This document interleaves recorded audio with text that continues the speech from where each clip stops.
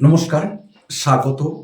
প্রথম semester Bangla minor এবং ষষ্ঠ সেমিস্টার বাংলা মেজর ছাত্রছাত্রীদের ওয়েস্ট বেঙ্গল স্টেট ইউনিভার্সিটির অধীনে যে সকল ছাত্রছাত্রী প্রথম সেমিস্টারে বাংলা মাইনর এবং ষষ্ঠ সেমিস্টারের বাংলা মেজর সাবজেক্ট নিয়ে যারা পড়াশোনা করছো তাদের জন্য আজকের এই ক্লাসটি অতি গুরুত্বপূর্ণ এই কারণে, কারণ এখানে এমন একটি টপিকস আমরা আলোচনা করব যেটি সোশ্যাল মিডিয়ায় খুবই কম, আর থাকলেও সেইভাবে ছাত্র উপযোগী নয়। এটা আমরা স্টাডি করে আমরা জানতে পেরেছি।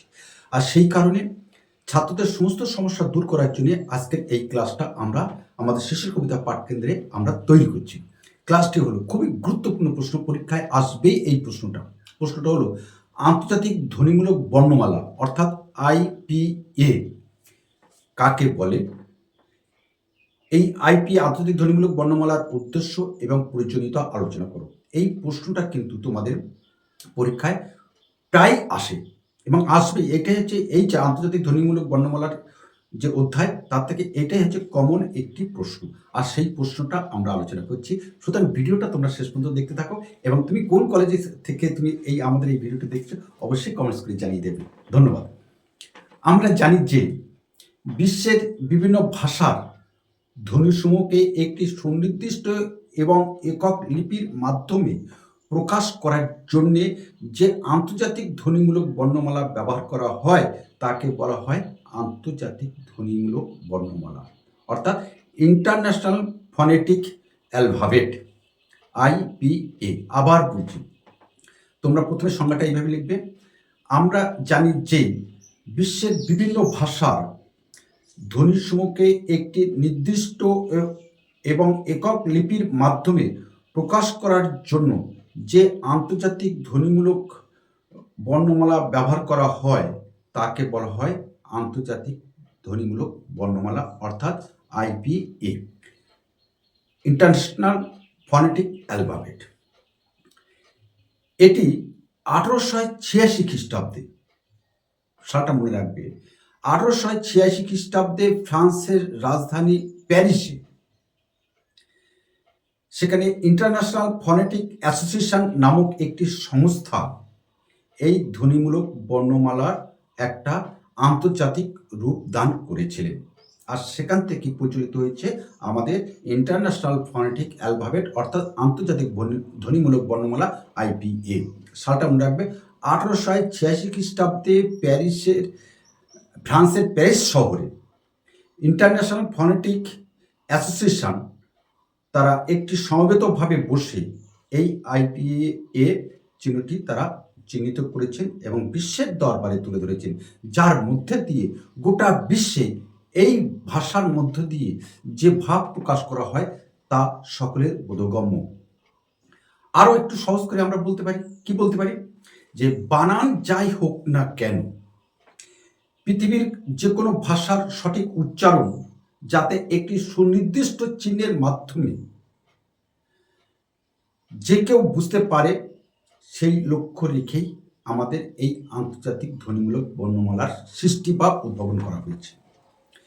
অর্থাৎ বানান যাই হোক না কেন, শব্দের বানান যাই হোক না কেন, পৃথিবীর যে কোনো ভাষায় সঠিক উচ্চারণ যাতে একটি নির্দিষ্ট চিহ্নের মধ্যে দিয়ে প্রকাশ করা যায়, আর সেই উদ্দেশ্যে আমাদের এই আন্তর্জাতিক ধ্বনিমূলক বর্ণমালার উদ্ভাবন হয়েছে বলে আমরা 1886 খ্রিস্টাব্দে ফ্রান্সের প্যারিসের শহরে যে ইন্টারন্যাশনাল ফনেটিক অ্যাসোসিয়েশন তাদের যে ভাষ্যকার, তাদের উদ্ভাবনী শক্তি, তাদের যে উদ্ভাবনী সৃষ্টি, সেই সৃষ্টির মধ্যে দিয়ে আমরা জানতে পারি। এরপরে যে প্রশ্নগুলো আছে, তিনটে আমরা প্রশ্ন রেখেছিলাম। একটা হলো আন্তর্জাতিক ধ্বনিমূলক বর্ণমালা কাকে বলে, এর উদ্দেশ্য কী এবং প্রয়োজনীয়তা। এবার আমরা আলোচনা করব যে আন্তর্জাতিক ধ্বনিমূলক বর্ণমালার উদ্দেশ্য এবং প্রয়োজনীয়তা। তোমরা আমাদের সঙ্গে থাকো। আশা করছি আমাদের এই ক্লাসটি যে আমরা শিশুদের পাঠকেন্দ্র করছি, সেই সাথে সাথে তোমাদের স্বপ্নও আমরা তুলে ধরছি। আশা করছি তোমাদের বোধগম্য হবে এবং তোমাদের কাজে লাগবে। আর তোমাদের কাজে লাগলে অবশ্যই আমাদের চ্যানেলকে সাবস্ক্রাইব করবে এবং বন্ধুদের মধ্যে শেয়ার করে দেবে। তো সঙ্গে থাকো, আমরা নেক্সট দুটি প্রশ্ন ধাপে ধাপে আমরা তৈরি করে দিচ্ছি। এবার আমরা আসি আন্তর্জাতিক ধ্বনিমূলক বর্ণমালা অর্থাৎ আইপিএ প্রবর্তনের উদ্দেশ্য কী? তা তোমরা শুরুতে এইভাবে লিখবে, আমরা জানি যে আইপিএ সৃষ্টির পেছনে প্রধানত তিনটি উদ্দেশ্য কাজ করে, আর সেই তিনটি উদ্দেশ্য আমরা নিম্ন সূত্রাকারে আলোচনা করতে পারি। এক, এক ধ্বনি এক লিপি। আমরা আলোচনা শুরুতে বলেছিলাম গোটা বিশ্বে একই উচ্চারণের মধ্য দিয়ে আমরা এই আইপিএটা প্রবর্তন করতে পারি বা লিখতে পারি। সেখানে ১ নম্বর উদ্দেশ্য হচ্ছে কি, এক ধ্বনি এক লিপি প্রবর্তন। বিশ্বের সব ভাষার জন্য একটি নির্দিষ্ট বর্ণমালা তৈরি করা, যেখানে প্রতিটি নির্দিষ্ট ধ্বনির জন্য কেবল একটি নির্দিষ্ট চিহ্ন থাকবে। আবার বলছি, আমরা জানি যে বিশ্বের সব ভাষার জন্য একটি নির্দিষ্ট বর্ণমালা তৈরি করা হয়, যেখানে প্রতিটি নির্দিষ্ট ধ্বনির জন্য কেবল একটি নির্দিষ্ট চিহ্ন ব্যবহার করা হবে।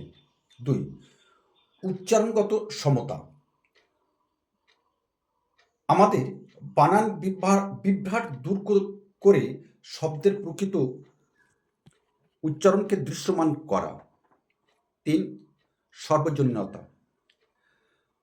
ভাষা শিক্ষার ক্ষেত্রে বিশেষ করে বিদেশি ভাষা শেখার সময় যাতে উচ্চারণ নিয়ে কোনো বিভ্রান্তি না থাকে, তার একটি বিশ্বজনীন মানদণ্ড তৈরি করা। এই তিনটি উদ্দেশ্য নিয়ে, অর্থাৎ এক ধ্বনি এক লিপি, উচ্চারণের সমতা এবং সর্বজনীনতা, এই তিনটি উদ্দেশ্য নিয়ে আমাদের আন্তর্জাতিক ধ্বনিমূলক বর্ণমালার সৃষ্টি হয়। এবার আমরা আসবো সবচেয়ে গুরুত্বপূর্ণ যে অধ্যায়, যে প্রশ্নটা তোমাদের পরীক্ষায় অবশ্যই আসে, সেটা হলো আন্তর্জাতিক ধ্বনিমূলক বর্ণমালার প্রয়োজনীয়তা ও গুরুত্ব। আমরা জানি বাংলা ভাষাবিজ্ঞান ও আন্তর্জাতিক ভাষা চর্চায় আইপিএ অর্থাৎ আন্তর্জাতিক ধ্বনিমূলক বর্ণমালার প্রয়োজনীয়তা অনস্বীকার্য। এর প্রধান দিকগুলি আমরা নিম্ন তথ্যাকারে আলোচনা করে দিলাম। ১, বানান ও উচ্চারণের বৈষম্য দূর করা, যে উদ্দেশ্য যেটা বলছিলাম আমরা, উচ্চারণের সমতা। ১, তাহলে কি বললাম পয়েন্টটা লিখে নাও তোমরা, এটা বোল্ড করে খাতায় লিখবে, খাতায় এই পয়েন্টটা বোল্ড করে লিখবে। বানান ও উচ্চারণের বৈষম্য দূর করা। বাংলা বা ইংরেজি অনেক ভাষাতে বানান ও উচ্চারণ এক হয় না। যেমন বাংলায় অধ্বনিটি কখনো সংবৃত, যেমন অতি, আবার কখনো বিবৃত, যেমন অমল হয়। সাধারণ বর্ণমালায় এই যে পার্থক্য বোঝা যায় না, কিন্তু আইপিএতে নির্দিষ্ট প্রতীকের সাহায্যে এই পার্থক্য স্পষ্ট করা সম্ভব। আমরা স্ক্রিনে লিখে দিচ্ছি, একটু তোমরা দেখো। আমরা যে আমাদের পিছনে যে বোর্ড আছে, সেই বোর্ডে আমরা লিখে তৈরি করে দিচ্ছি, যাতে তোমরা বুঝতে পারো। ২ এর প্রয়োজনীয়তা, ধ্বনিবিজ্ঞানের বিজ্ঞানসম্মত আলোচনা। ভাষাবিজ্ঞানের ধ্বনির বর্গীকরণ, যেমন কণ্ঠ, তালব্য, দন্ত ইত্যাদি, এবং উচ্চারণের স্থান ও প্রকৃতি বিশ্লেষণের জন্য আইপিএ অপরিহার্য। আসলে এটি শব্দের অতি ক্ষুদ্র ধ্বনিগত পার্থক্যকে নিখুঁতভাবে চিহ্নিত করতে পারে। ৩, বিদেশি ভাষা শিক্ষা ও অভিধান প্রণয়ন। কোনো অজানা ভাষার সঠিক উচ্চারণ শেখার জন্য আইপিএ হলো শ্রেষ্ঠ মাধ্যম। খুব গুরুত্বপূর্ণ। কোনো অজানা ভাষার সঠিক উচ্চারণ শেখার জন্য আইপিএ হলো শ্রেষ্ঠ মাধ্যম। আধুনিক উন্নত মানের অভিধানগুলিতে শব্দের পাশে আইপিএ দেওয়া থাকে, যাতে পাঠক সহজে বুঝতে পারেন শব্দটি কিভাবে উচ্চারিত করতে হবে। ৪, উপভাষা ও আঞ্চলিকতার গবেষণা। আমরা জানি বাংলার বিভিন্ন অঞ্চলে উপভাষা, যেমন রাঢ়ী, বঙ্গালী, কামরূপী, বিশ্লেষণের সময় ধ্বনিগত পরিবর্তনগুলো, যেমন অভিনীতি বা অভিস্মৃতি, নিখুঁতভাবে তুলে ধরার জন্য আইপিএ চিহ্ন ব্যবহার করা হয়। ৫, কম্পিউটার ও প্রযুক্তিগত ব্যবহার। বর্তমানে স্পিচ টু টেক্সট বা ভয়েস রিকগনিশন সফটওয়্যার তৈরিতে কম্পিউটারের বোধগম্য ধ্বনিলিপি হিসাবে আইপিএ ব্যাপকভাবে ব্যবহার করা হচ্ছে। এবার ছোট্ট করে একটা বলে দিই, এই 5টা প্রয়োজনীয়তাই তোমরা লিখবে। আর ছোট্ট করে শেষ করার আগে আমাদের এই ক্লাসটি একটু বলে দিই যে আন্তর্জাতিক ধ্বনিমূলক বর্ণমালার এর প্রধান কিছু চিহ্ন ও বৈশিষ্ট্য। 1. অনুনাসিকতা। শব্দের উপর টিল্ট চিহ্ন আমরা স্ক্রিনে দিয়ে দেব, ব্যবহার করা হয়, যেমন চাঁদ। 2. দীর্ঘতা, অর্থাৎ কোলন চিহ্ন দিয়ে ধ্বনির দীর্ঘতা বোঝানো হয়। 3. বন্ধনীর ব্যবহার। আইপিএল লিপ্যান্তর করার সময় সব সময় থার্ড ব্র্যাকেট ব্যবহার করা বাধ্যতামূলক। খুব মানিটা এটা মনে রাখবে, আইপিএল লিপ্যান্তর করার সময় সব সময় তোমরা থার্ড ব্র্যাকেট ব্যবহার করবে। এবার আমরা শেষ করব। পরিশেষে আমরা বলতে পারি যে আন্তর্জাতিক ধ্বনিমূলক বর্ণমালা কেবল ভাষা শিক্ষার্থী বা শিক্ষকদের জন্য নয়। আন্তর্জাতিক ধ্বনিমূলক বর্ণমালা কেবল ভাষা শিক্ষার্থী বা শিক্ষকদের জন্য নয়, বরং এটি আধুনিক ভাষা বিজ্ঞানের একটি অপরিহার্য অস্ত্র। খুব ভালো করে শোনো, এবার শেষটা করবে তোমরা।